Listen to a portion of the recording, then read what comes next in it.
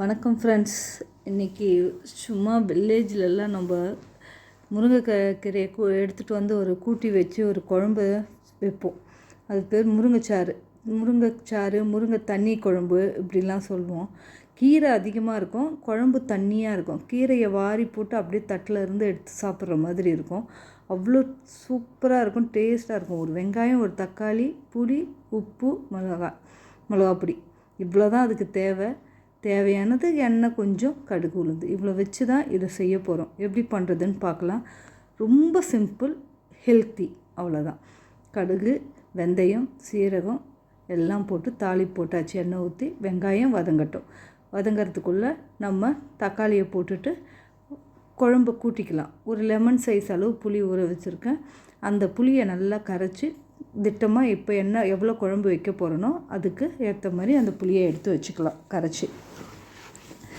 இதே மாதிரி இந்த மாதிரி வாரத்தில் ஒரு நாள், ஒரு 10 டேஸ்க்கு ஒரு முறையாச்சும் நம்ம இந்த முருங்கைக்கீரையை ஏதோ ஒரு விதத்தில் சாம்பாராவோ, கடையிலாவோ, இந்த மாதிரி தண்ணி குழம்பாவோ, பொரியல் ஏதோ ஒரு விதத்தில் எடுத்துக்கிட்டோம்னா ரொம்ப நல்லது.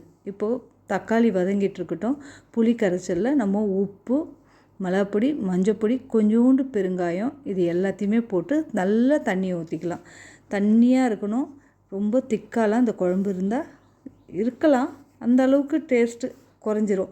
அதுக்கு பேரே முருங்கைக்கீரை தண்ணி குழம்புன்னு தான், அதனால் சொல்கிறேன். அவ்வளோ டேஸ்டியான குழம்பு. இப்போ அது நல்லா வதங்கிட்ட உடனே இதை எடுத்து ஊற்றி கொதிக்க விட்டுடலாம். நல்லா கொதிக்கட்டும். இது கொதிக்கிற டைமில் நம்ம முருங்கைக்கீரையை அலசி எடுத்து வச்சுக்கலாம். தேவையான அளவு கீரை நிறைய சாப்பிட்ணுன்றவங்களுக்கு கொஞ்சம் கீரை அதிகமாக போடுங்க. எனக்கு கீரை அதிகமாக வேணுன்றதால நான் கொஞ்சம் அதிகமாக போட்டேன். என் டாக்டர் நிறைய எடுத்துக்குவான், நானும் கொஞ்சம் எடுத்துக்குவேன் கீரையை. அதுக்காக குழம்பு எனக்கு இந்த தண்ணி பதம் பாருங்கள் எப்படி கொதிக்குது. இந்த தண்ணி பதத்தில் தான் இருக்கணும். காலையில் நம்ம சமைக்கும்போது இந்த குறுக்க இந்த பசங்க பண்ணுற சேட்டை, அதுலேயும் என் பொண்ணு பண்ணுற சேட்டை இருக்குது பாருங்கள். அது எதாவது ஒன்று மக்கானா காலையிலேயே உக்காஞ்சிட்டு வறுத்துட்ருக்கா.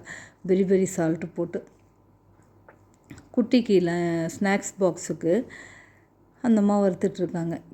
நம்ம இப்போ பண்ணாத அடுத்தது செய்ய கொஞ்சம் நேரம் பொறுத்து கழிச்சுவாலாம். அவன் நினைக்கிறப்போ அவங்கவுங்க செய்துடணும். இதில் எந்த மாற்றமும் இருக்கக்கூடாதுங்கிறதுல குறியாக இருப்பாங்க. அந்த சைடில் அதுதான் வேலை நடந்துகிட்ருக்குது. இது நல்லா கொதிக்கட்டும். நம்ம கொதித்த உடனே கீரையை போட்டு ஒரு நல்லா கொதி வந்தவுடனே நம்ம இறக்கிடலாம். கீரை போட்டு ரொம்ப நேரம் வேக வைக்கக்கூடாது. ஏன்னா சிறு கசப்பு வந்துடும் குழம்புல. அதனால் கொஞ்சமாக ஒரு கரெக்டாக அது ஒரு 5 மினிட்ஸ் தான் முருங்கைக்கீரை வெந்துடும். அப்படியே நம்ம இறக்கி வச்சுக்கலாம். நம்ம ஒரு விஷயத்த பல முறை யோசிப்போம். அது எப்படியோ என்ன பண்ண போகிறோமோ. நானாக அது நடக்கும்போது ரொம்ப சிம்பிளாக இதுக்காக இவ்வளோ நாள் நம்ம யோசித்தோம் அப்படின்னு நிறைய விஷயங்களை நான் திங்க் பண்ணியிருக்கேன்.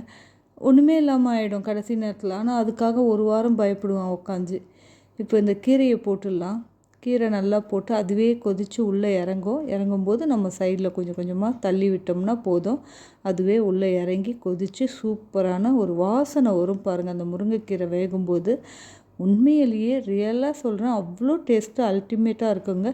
கண்டிப்பாக இதை ட்ரை பண்ணி பாருங்கள். இந்த கீரை சாறு குழந்தைங்களுக்கெல்லாம் கொடுங்க. இதில் வேக வச்ச கீரையை சாப்பிடும்போது உப்பு, புளி, காரம் எல்லாம் கிளியராக இருக்கும்.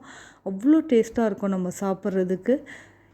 ஒரு தண்ணி சாதம் வச்சுட்டு சாப்பிட்லாம், தயிர் சாதம் வச்சுட்டு கீரையை அள்ளி போட்டு சாப்பிடலாம். அவ்வளோ அந்த மாதிரி தான். ரசம் கூட எது கூட வேணாலும் இந்த கீரையை மட்டுமே அள்ளி போட்டு சாப்பிட்லாம். எப்படி இருக்குது பாருங்கள் வச்சது. இந்த மாதிரி வச்சு ஒரு முறை பாருங்கள். இந்த உப்பு புளி காரம் கிச்சன் சேனலை சப்ஸ்கிரைப் பண்ண மறக்காதீங்க. கொஞ்சம் உடம்பு சரியில்லை, அதனால் வாய்ஸ் கொஞ்சம் டல் அடித்து வருது, வேறு ஒன்றும் இல்லை. இந்த வீடியோ பிடிச்சிருந்தா லைக் பண்ணி, கமெண்ட் பண்ணி, ஷேர் பண்ணுங்கள். சப்ஸ்கிரைப் பண்ண மறக்காதீங்க. உங்கள் தொடர்ச்சியான ஆதரவுக்கு ரொம்ப நன்றி. தேங்க்யூ. பாய்.